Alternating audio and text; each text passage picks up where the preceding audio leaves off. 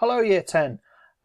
You've uploaded some absolutely great work on marking of your PPE exams, showing some real good resilience in getting that work done, so well done. Now, a lot of the time teachers will do PPEs and assessments, formal assessments, to get a good handle on where their students are at in their GCSE, and what they need to be able to, what skills we need to, as teachers, spend more time working on. Okay, that's always part of the reason why teachers will do assessments. This assessment was a little different. Okay, it wasn't under exam conditions, it wasn't in the hall, it wasn't on a proper exam script.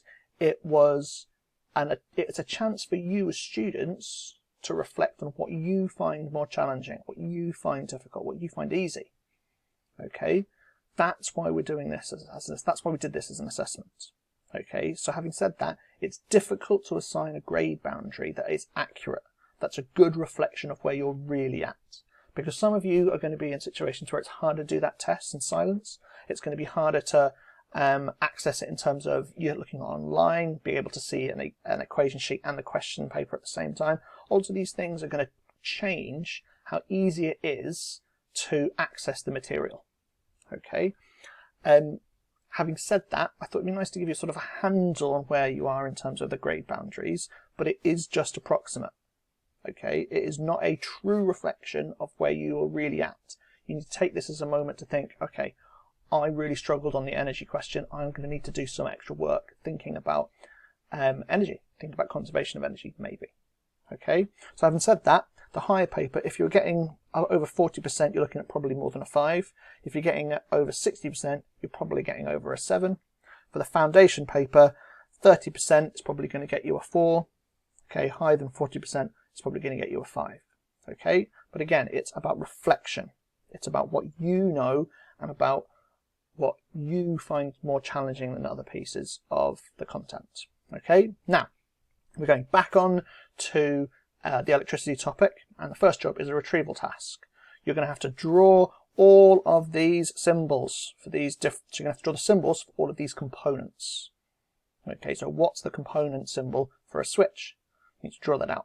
You also need to say, is this a series circuit or a parallel circuit, and say why it's a series circuit or parallel circuit.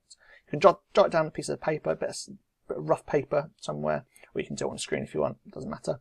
Okay, give yourselves 4 or 5 minutes, okay, to do it. So if it was me, I would choose a nice little song that you like that's about that length of time, and that's your timer.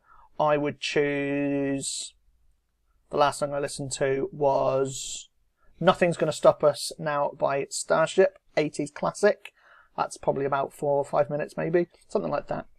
That's your timer, that's what we want to do. So you want to find a good song, pause the video, and try and write down all of those different components. Okay, so pause the video now.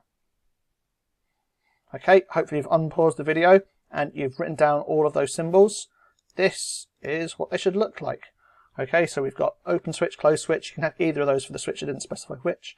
You've got cell, battery, diode, resistor, variable resistor, LED. You've got a lamp, a fuse, a voltmeter, ammeter, a thermistor, and LDR. Okay, today's video, this week's work, you're going to be really focusing on these two last components. Okay, with the series circuit, and it is a series circuit, you need to say that there is a closed loop. There is only one path for the electrons to flow in. Okay, there are no junctions in the circuit. Now it's a little bit tricksy because this voltmeter does form a junction. Okay, but it's not really part of the circuit. It's a component that's used to analyze the circuit. It's not part of the circuit. So you can just pretend that's not there for a second and you've only got this one closed loop. Whereas this parallel circuit, okay, we've got this junction here where the electricity can flow in one of 2 paths. Okay, I've got a riddle of the week. Lily is a lily pad in a small pond. Lily doubles her size each day. On the 20th day, she covers the whole pond. Okay, on what day was Lily half the size of the pond? Okay, the answer is going to be at the end of the video. Now, I said we're going to focus on these 2 components, a thermistor and LDR.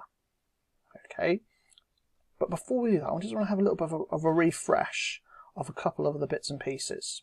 Okay, now this is the current potential difference, the current voltage graph for a resistor, and this is the one for a bulb. Have a think. Which is the ohmic conductor? Which obeys Ohm's law and why? This one obeys Ohm's law because it is directly proportional. You need to know directly proportional. It's a straight line that goes through 0. Now this one goes through 0, but it curves. It's not directly proportional. It does not obey Ohm's law. Okay. Understanding how these different components react in different situations is important. The reason why this doesn't obey Ohm's law is because it's a bulb, and at high voltages, when the current is high, it heats up.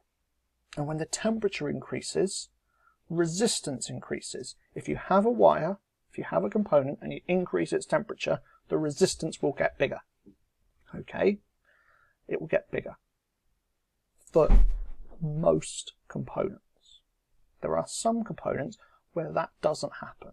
Okay? And one of them is a thermistor. And that's what we're going to look at today.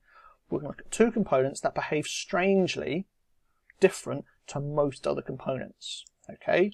And it's the LDR, the light dependent resistor, and it's the thermistor. Now they're both semiconductor devices. They use semiconductors to change how a normal metal component would behave. Okay? Now here we've got a plot of light intensity, so how strong the light is, and resistance. So when I increase the light intensity, the resistance drops.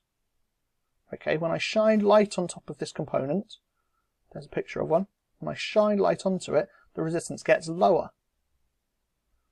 With a thermistor, remember it's the one with the hockey stick on top of the resistor, we've got a plot of resistance against temperature.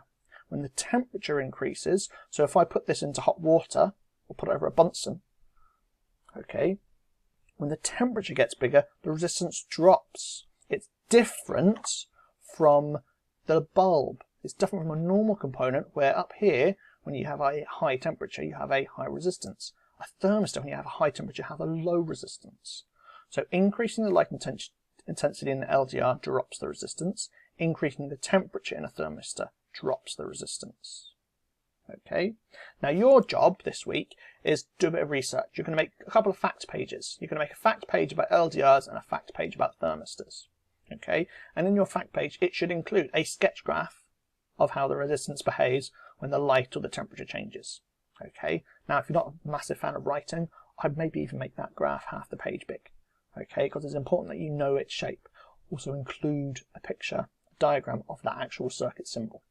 Okay. Then you need a description of what the component does. How does it behave in different situations? What is it? How do you change your control? Control is a good word in this. How do you control the resistance of that component? What do you have to do to it? Okay, how does it work? Okay, in really basic terms. You don't need to know the physics of how the thermistor actually does its job. You just need to know its effects. And then an example of what you can use an LDR or a thermistor for. Okay, that's your main task. Now I've got a extension task that's tough. Okay, your extension task, if you choose to accept it, you don't have to do it.